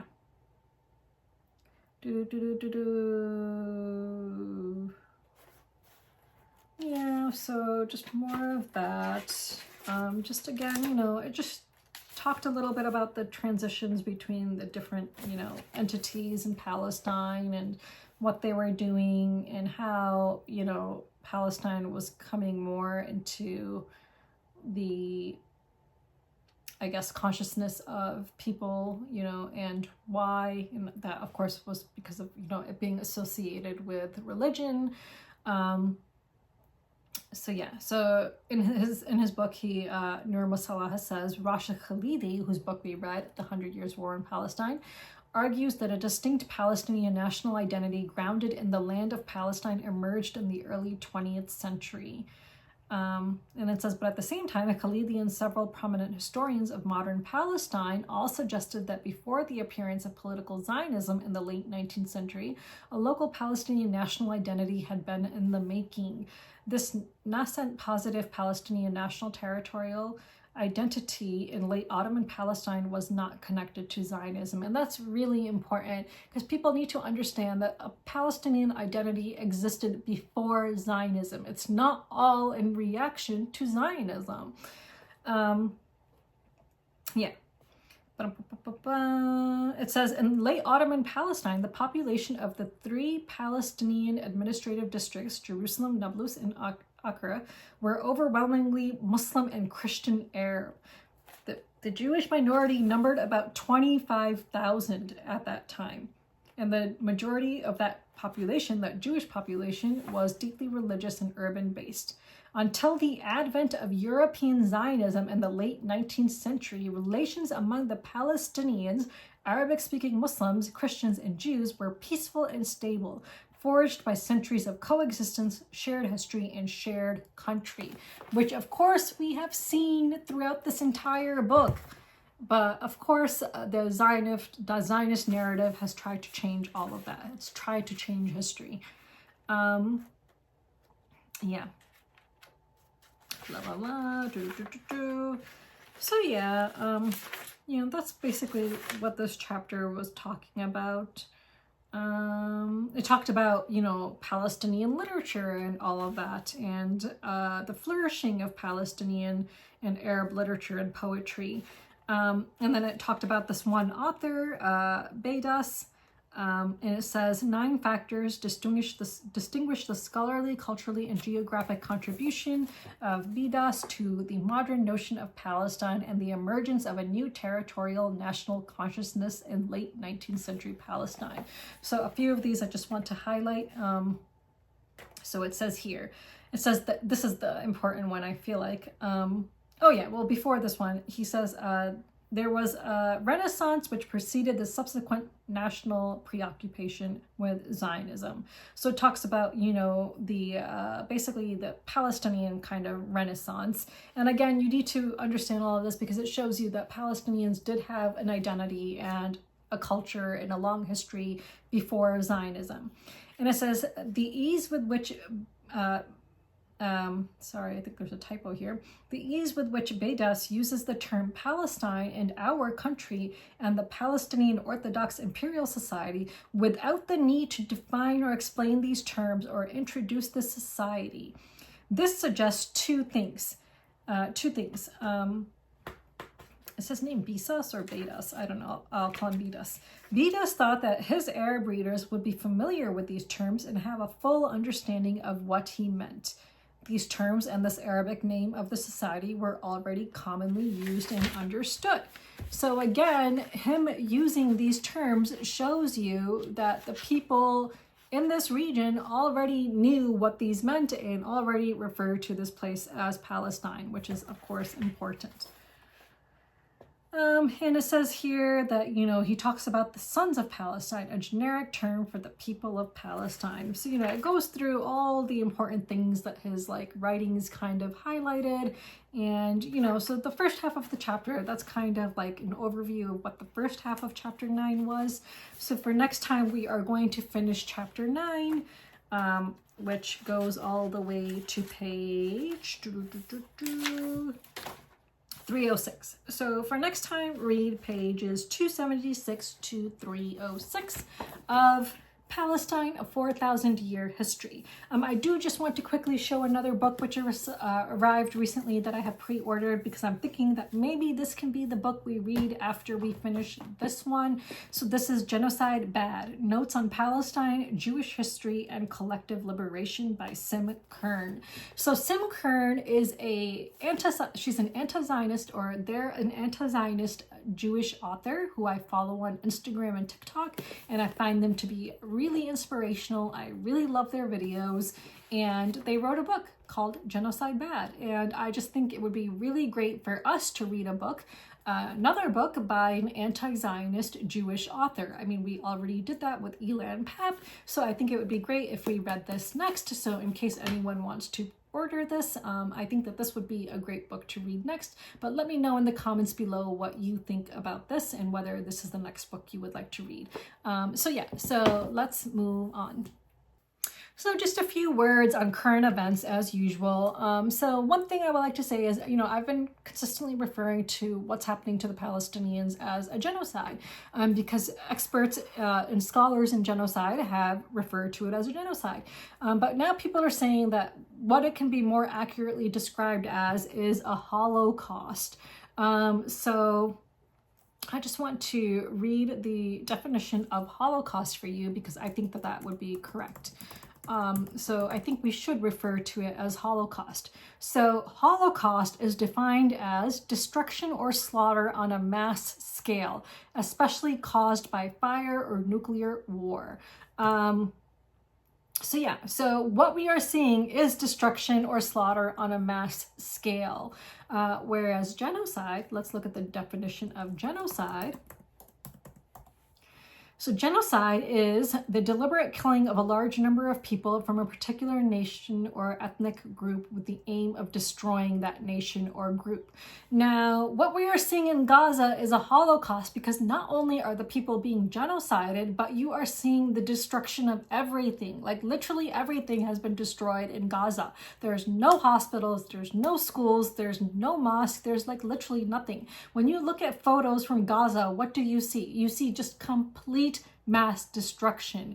And the way that the media keeps on talking about what's happening there is just infuriating. When you compare headlines about what's happening to the Palestinians to headlines of the war in Ukraine, you can see a clear bias, which I've talked about so many times.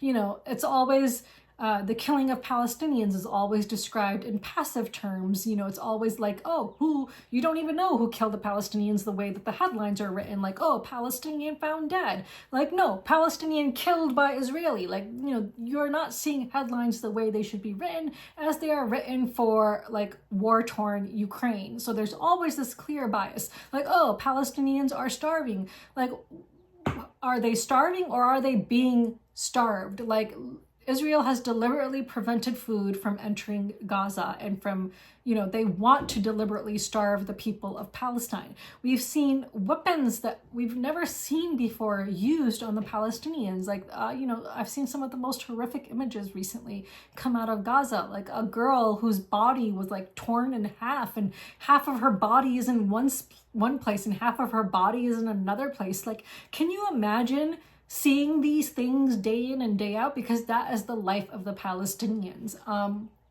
the fact that people still try to justify this, that there are people, monsters, who still try to justify this is sickening. Like, anyone who tries to justify this, it has no morals, has no, is not a person that I would want to be around in any way, because this is absolutely not justifiable. Nothing like this could ever be justifiable anywhere.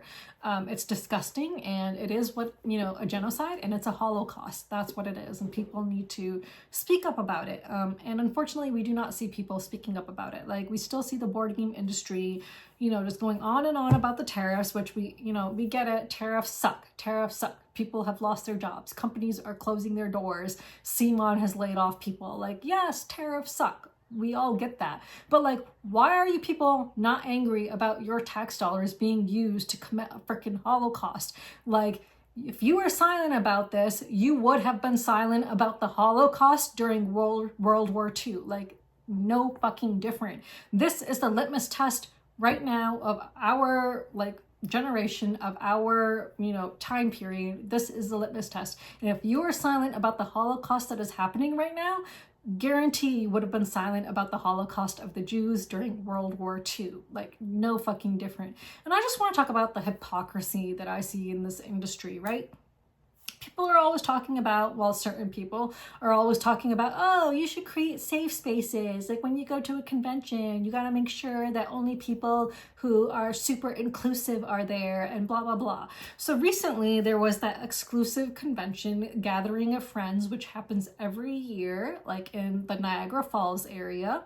And so it's exclusive. Like you need to be able to get 2 recommendations from people who already attend to be able to get an invite. And then there's like a long waiting list. So even if you get the 2 recommendations from people who already have an in to the gathering of friends, you still need to wait on this waiting list for a spot to open up, and then you need to pay for it. You know, it's not free. It's still a convention that you have to pay for your ticket and your accommodations. But basically it's like a week long of gaming from people all, you know, in the industry, various people in the industry. That includes designers like Eric Lang and Daryl Andrews, and includes content creators. Like I saw that Easy Cat was there, Jason Headley, I think is his name.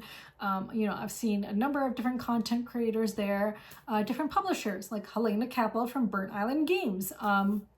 So all kinds of people attend Gathering of Friends.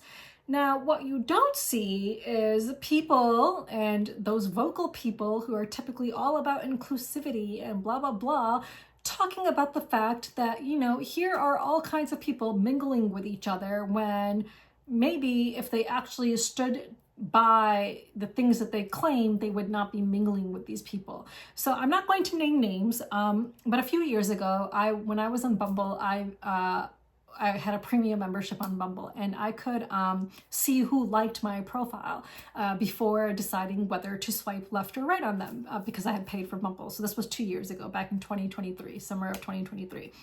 And this guy who I'm friends with on Facebook, again, I'm not going to name names. I'm pretty sure if he ever catches wind of this, he'll unfriend me, because he'll probably know who I'm talking about. But he lives about an hour away from me. He's a board game designer and publisher, and he liked my profile.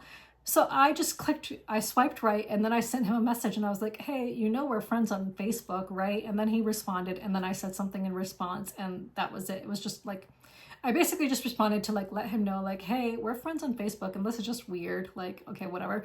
But in his profile, he has written that he is apolitical, okay? So here's this like regular white dude, bearded white dude, just like your average, super average white guy, like nothing remarkable about him, who has apolitical written in his profile on Bumble. And when you're on a dating app, right, you're always trying to put your best foot forward. So if you have apolitical on your Bumble profile, what does that say about you? Like if you're trying to put your best foot forward to try to get matches with people that you hopefully maybe want to spend the rest of your life with, like if the world is a shit show, and the world has been a shit show for quite some time now, are you going to write apolitical on your profile and basically indicate to the other person like, yeah, I don't give a shit about anything, but hey, here's this mediocre white dude who doesn't give a shit about anything, and that's why he has apolitical written on his profile.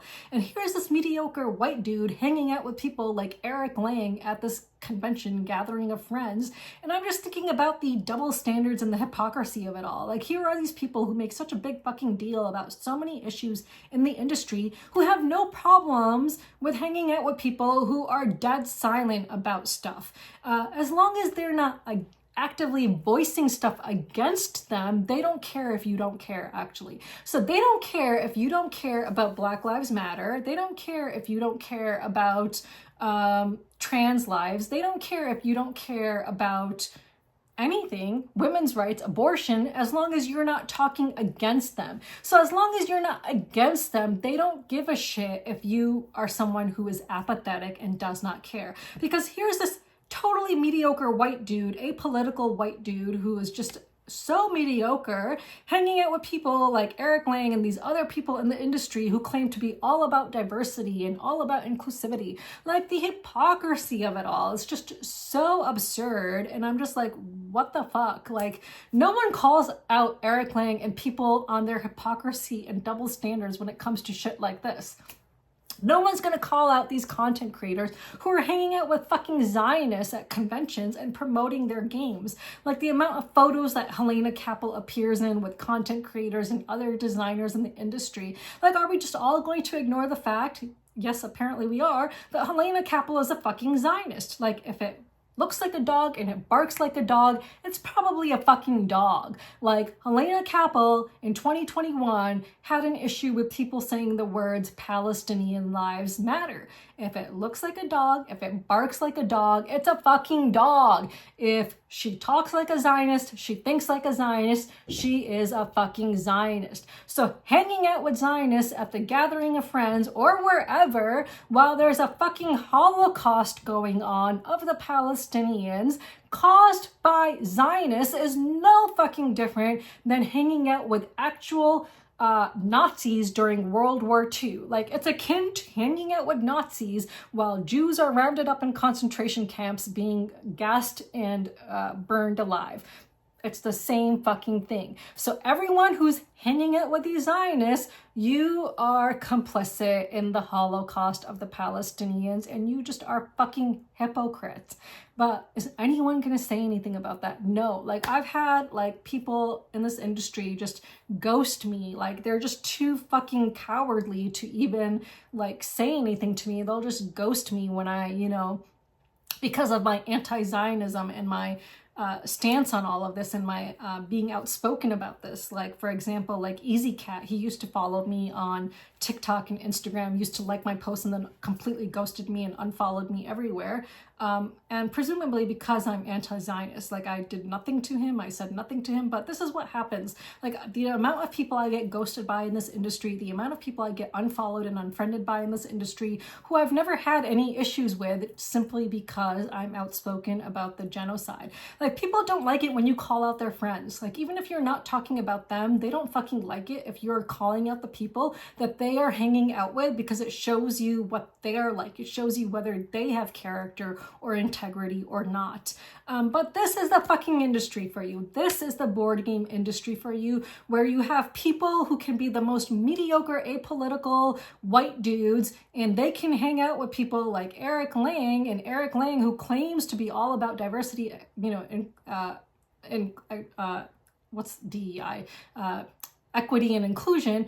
People who claim to be all about diversity, equity, and inclusion do not give a shit if you're apolitical, as long as you're not saying anything that will ruffle their feathers. So you can be the most apolitical, apathetic person in this industry and you will be fine. You will be perfectly fine. You're only not fine if you ruffle feathers like I do by being outspoken and pointing out the hypocrisy in this industry, which I will continue to do until I die. Like, I will continue to point out all the hypocrisy in this industry because of how I was treated in 2021. Like, in 2021, people, called me dangerous for pointing out how Helena Cappel is a fucking Zionist. And now you have people who have no shame in hanging out with Zionists while there's a fucking Holocaust happening of the Palestinians.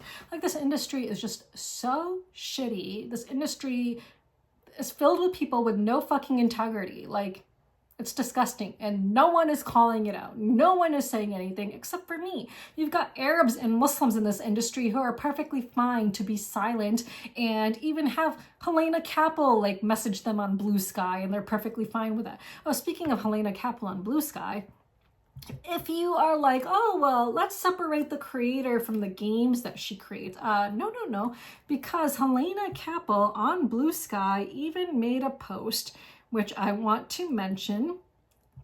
So Helena Cappel is on Blue Sky, and on November 15th, 2024, she posted this on Blue Sky.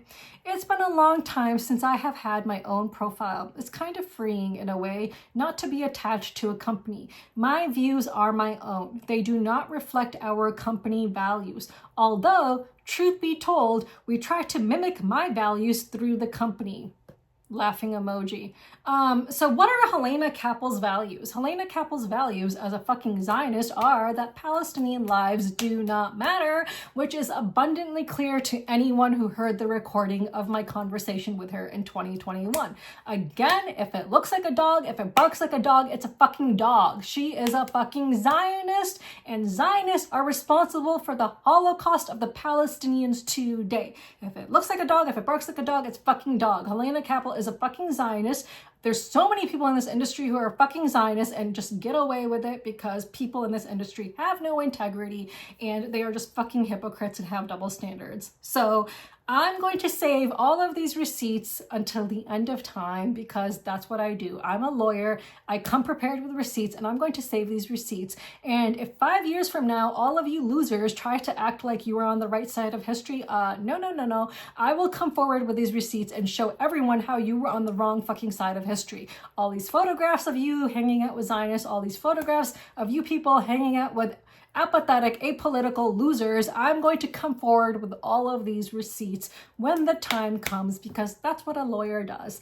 So this industry is just filled with hypocrites and people with no fucking integrity, and it's just sickening. It's sickening, but that's what it is. And again, like I was saying, there are even Muslims in this industry that are complete Zionist sellouts and shills, and it's just really, really gross. And I'm just really sick of this world. I'm sick of the people in this world. Like, it's just really, really fucking gross. So that is my rant of the week. So let's move on. This week's question of the week is inspired by Transgalactica. What other games do you know, worker placement games, which have the following mechanic, where someone takes a main action and then you can choose to follow that action? I can only think of one other game that comes to mind, and that is Mutagen, which is a game I covered for Dronda Games for their Kickstarter. So I do not think it's fulfilled yet. So I do not think it's in mass production yet. But that is the only other game I can think of with a follow action. So I would love to know what other games exist out there with a follow action, and what do you feel about that? What are your opinions on the follow action? Do you like it? Do you not like it? Please tell me why or why not in the comments below. And until next time, bye.